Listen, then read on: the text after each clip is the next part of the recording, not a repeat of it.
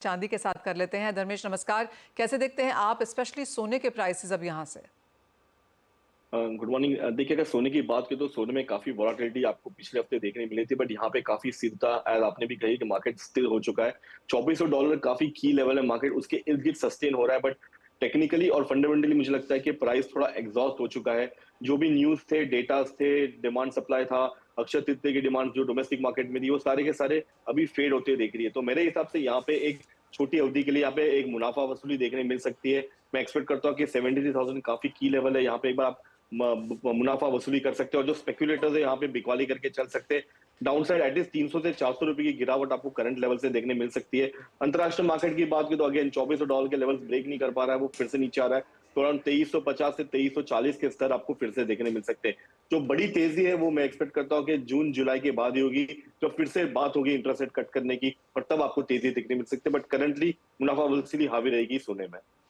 Okay, तो near term tops यहाँ पर बनते हुए नजर आए हैं और जैसे क्लियरली धर्मेश ने काफी कहा कि 2400 के आसपास हम यहाँ पर कांस्टेंट एक रेजिस्टेंस बनता हुआ देख रहे हैं, उसके ऊपर प्राइसेस जाके टिकते नहीं हैं। मुनाफा वसूली लगातार यहाँ पर बनती हुई नजर आती है, तो उनके हिसाब से 72-600 के आसपास एक सपोर्ट आप इंडियन मार्केट्स में भी यहाँ पर देख सकते हैं।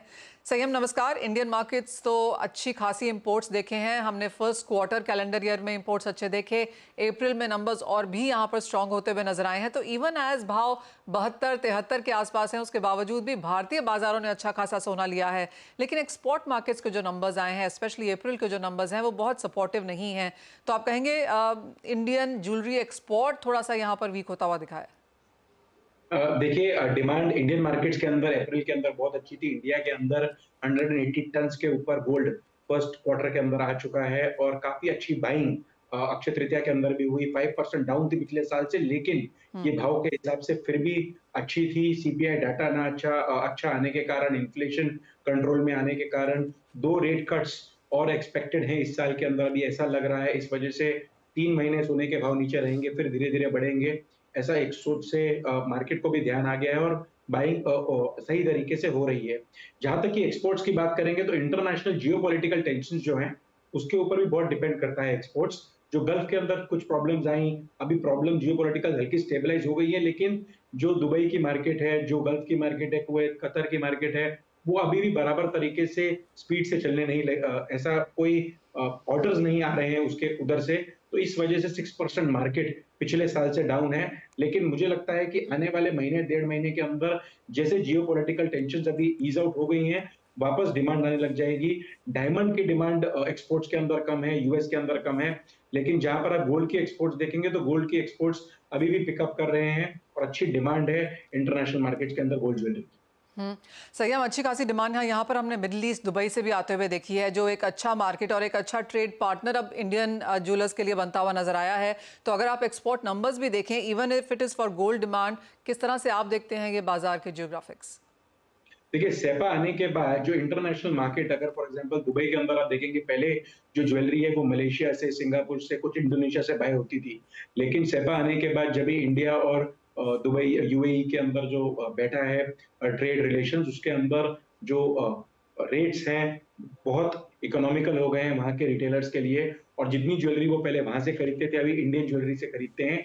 इंडिया हैंडमेड ज्वेलरी है जो इम्पॉसिबल है वर्ल्ड के अंदर बनानी, कलकत्ता की, राजकोट की, मुंबई की, त्रिचुर की, वो हाईएस्ट इंडिया की वहीं बिक रही है। और इंडियंस जो है और जो एशियंस हैं जो है, वो सारी इंडिया ज्वेलरी ही प्रेफर कर रहे हैं। और आप देखेंगे कि इंडियन जो शोरूम्स हैं वो इस साल कम से कम 200 से 300 शोरूम्स यूएई के अंदर और खुलेंगे, जहां पर इंडियन ज्वेलरी की डिमांड और बढ़ेगी, और एक्सपोर्ट्स इंडिया से आने वाले टाइम के अंदर दुबई, यूएई के अंदर हर साल 7 to 8% बढ़ते हुए दिखते हैं।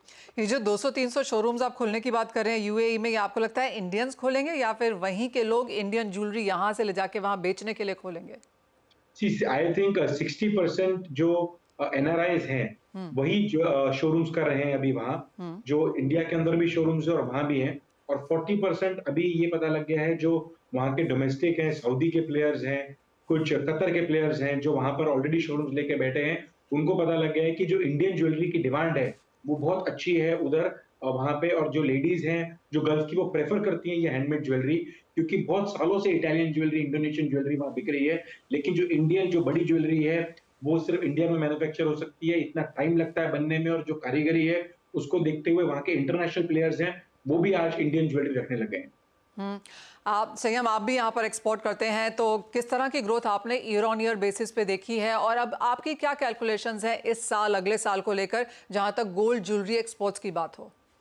देखिए हमने यूनिक के अंदर हर साल 20 to 30% ग्रोथ अपने एक्सपोर्ट्स के अंदर देखी है।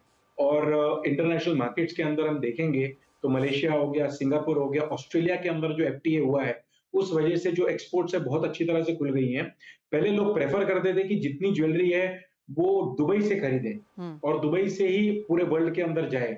लेकिन जो अभी एफटीएज हो गए हैं दुबई में, ऑस्ट्रेलिया में और आने वाले टाइम में यूके में, उस वजह से इंडिया से भी ज्वेलरी अभी एक्सपोर्ट्स के अच्छे सिस्टम्स बैठ गए हैं। कस्टमर्स यहाँ पर आ रहे हैं, इंडिया के अंदर ज्वेलरी बाय कर रहे हैं।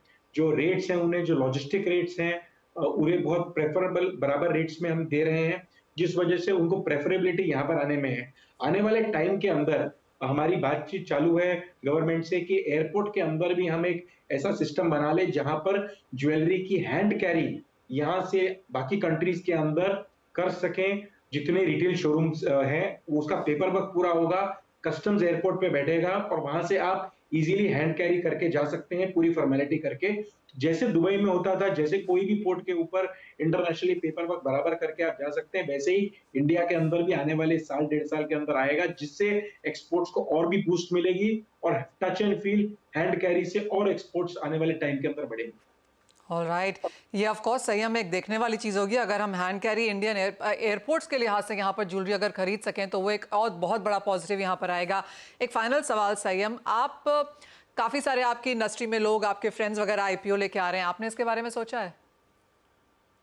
अब देखिए सब लेके आ रहे हैं अब सब आईपीओज लेके आ रहे हैं और आईपीओज एक इतना पॉजिटिव, कम 4 से 5 आईपीओज इंडस्ट्री के अंदर आए और एक पॉजिटिव सेंटीमेंट आ गया। एक टाइम था जब कुछ साल पहले 7-8 इयर्स बैक जो लिस्टेड कंपनी थी, कुछ कंपनियों ने बराबर परफॉर्म नहीं किया, जिसके वजह से हमारी इंडस्ट्री संयम आप लेके आ रहे हैं क्या? आपने इसके बारे में सोचा है क्या? देखिए काफी इसके ऊपर विचार करने की सोच काफी हमारे टीम के अंदर बन रही है, लेकिन अभी भी हमें लगता है कि साल 1.5 साल 2 साल और लगेगा इसको ग्रोथ में लाने के लिए और इंडस्ट्री को एक्सेप्ट करने में। आने वाले समय के अंदर इसके अंदर 100% व्यू रखा हुआ है कि जैसे इंडस्ट्री ग्रो कर रही है, we would like the transparency और कंप्लायंस के हिसाब से we would like to grow to that level. Alright Sanyam, इस पॉइंट पे हम दोबारा आगे जाके बात करेंगे, लेकिन बहुत शुक्रिया आज हमारे साथ जुड़ने के लिए और इन सभी पॉइंट्स पर डिस्कस भी करने के लिए। इसी के साथ एक ब्रेक का समय है। धर्मेश हमारे साथ बने हुए हैं, उनसे तो स्ट्रैटेजीज लेंगे ही, साथ ही बात यहाँ पर करेंगे गेहूं की, जहां पर भी कुछ कंसर्न्स बाकी हैं।